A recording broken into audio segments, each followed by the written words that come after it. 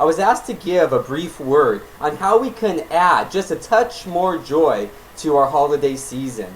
And what I would like to talk about is just really some of the basics about the holiday that surround our use of challah and honey. Now, one of the most noticeable differences that we have during the Jewish New Year, different from any other time of the year, is that we actually braid our challah a little bit different. Instead of having the normal long loaves, we actually have rounded loaves.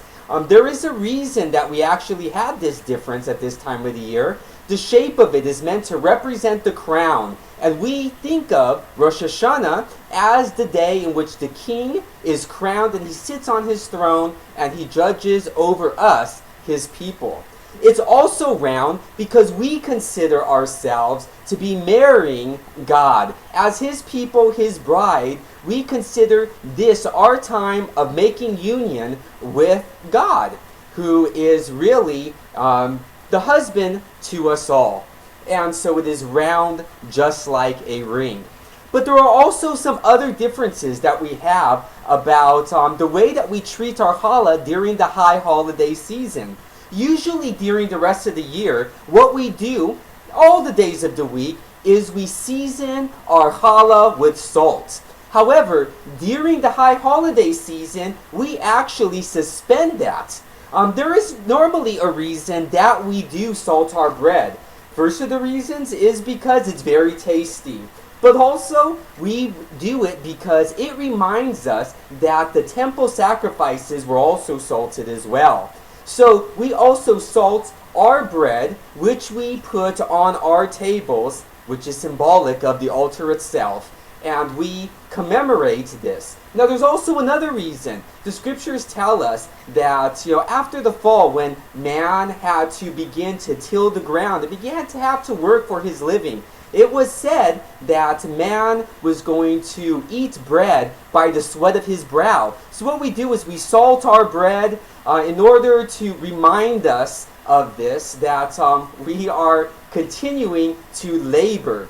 Essentially, when we salt our challah, what we're doing is that we are acknowledging and affirming and recognizing just how much labor, stress, work into making this meal possible.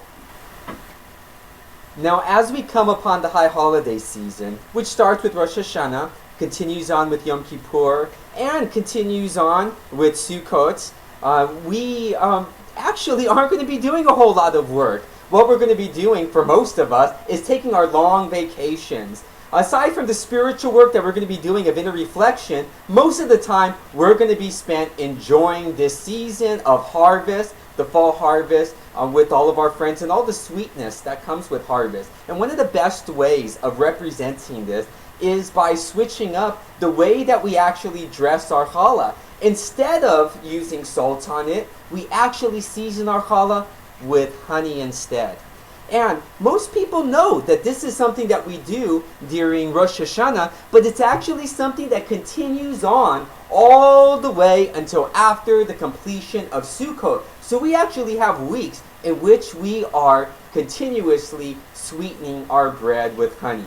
Now, it may be hard for a lot of us to actually step back from all of the involvement that we have inside of our regular daily secular world in order to observe the holidays. And believe it or not, with as many holidays that we have piled up on top of each other, for some of us, it can be a little bit stressful for us. I'm a control freak. I find it very hard. After so much time away from the daily grind, I kind of feel myself nudging more towards the daily routine that I'm used to.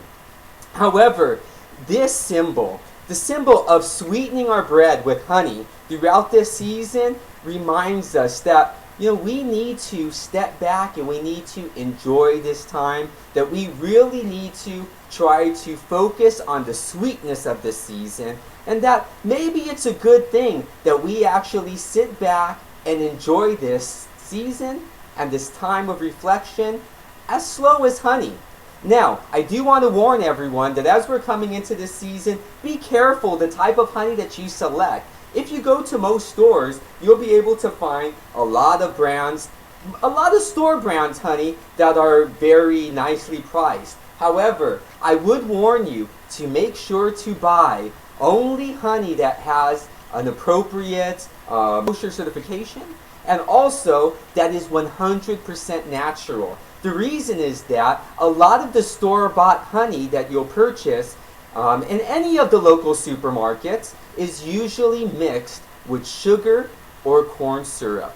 It's very important that in order to observe this, because most of our communities consider this a mitzvah in and of itself, that we actually use real honey. So be careful for fake honey out there, guys. You really want the real sweet stuff.